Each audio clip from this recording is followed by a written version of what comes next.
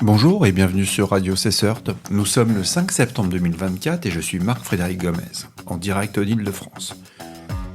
Aujourd'hui, dans l'actualité cyber, nous allons parler de cybercriminalité. Le ministère américain de la Justice a annoncé la saisie de 32 domaines Internet utilisés par l'opération de propagande pro-russe nommée Doppelganger. Cette opération fait partie d'une action plus large contre la désinformation liée à la guerre en Ukraine et à la propagande pro-Kremlin. Vous trouverez tous les détails sur thehackernews.com.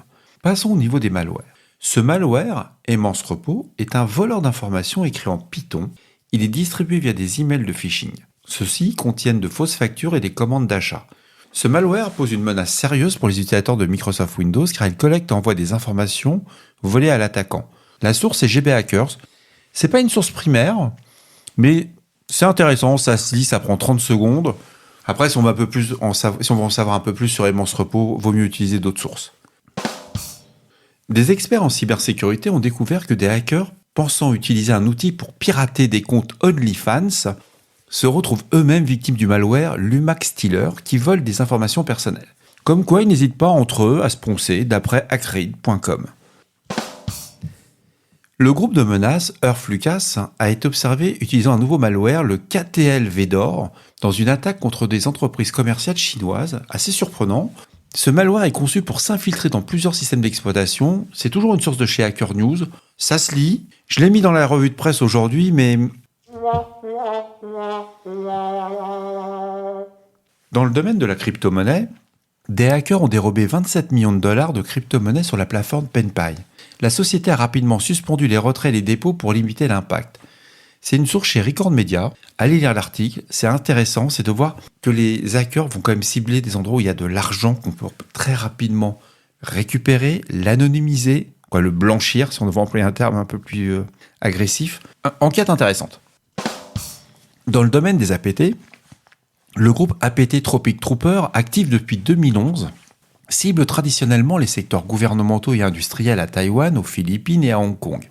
Cependant, une enquête récente montre qu'il a étendu ses activités à des entités gouvernementales au Moyen-Orient à partir de juin 2023. La source est Securalist. Intéressant de voir que quand on a fait tout son secteur, on va voir ailleurs, Moyen-Orient, surprenant. Passons aux vulnérabilités de la journée. Vim a publié des correctifs pour plusieurs de ses produits, corrigeant 18 vulnérabilités critiques, dont la plus grave, la CVE 2024-40-711, permet l'exécution de code à distance sans authentification. Le site de Bleeping Computer vous explique tout ça, mais allez voir sur le site de l'éditeur directement. Des vulnérabilités ont été découvertes dans l'antivirus Clama, permettant des attaques de déni de service et d'altération de l'intégrité des données. Vous aurez beaucoup plus d'informations sur les liens. Plusieurs failles dans les produits Cisco permettant à des attaquants de contourner la politique de sécurité, d'obtenir des élévations de privilèges et d'accéder à des informations confidentielles. N'hésitez pas à lire le bulletin du CERT-FR qui détaille l'ensemble de ces vulnérabilités. Dans le cadre du phishing, une campagne de malvertising en août a ciblé les employés de Lowe's. Lowe's aux États-Unis, c'est l'équivalent d'un Castorama ou d'un Leroy Merlin pour nous Français. Et à travers des publicités Google malveillantes, les employés accédaient à des pages frauduleuses vers le portail My Lowe's Life. C'est une source de chez Malwarebytes. L'enquête est intéressante parce qu'on constate les attaquants se sont concentrés uniquement sur la population d'une entreprise.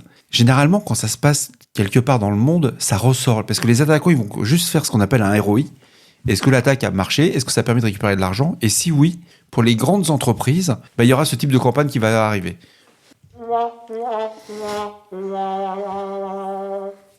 Voilà, c'est tout pour aujourd'hui. J'espère que cet épisode vous aura plu. Je vous souhaite une excellente journée.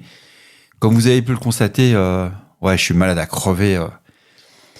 C'est à peine si je tiens debout et j'ai plus de voix, il n'y a plus rien. Donc je ne sais pas ce que ça va donner au montage. J'espère que l'épisode sera audible. Il est 9h57, il me reste 2 heures pour tout monter, que ça sorte pour la journée. Ouais, c'est un bon challenge, ça va le faire. Mais toujours la pêche, hein. Il n'est pas encore mouru, hein, mais il va y arriver le gars. Nous sommes le jeudi 5 septembre, oh ça craint, et il est 9h58, ou 22h58 pour les gens très précis.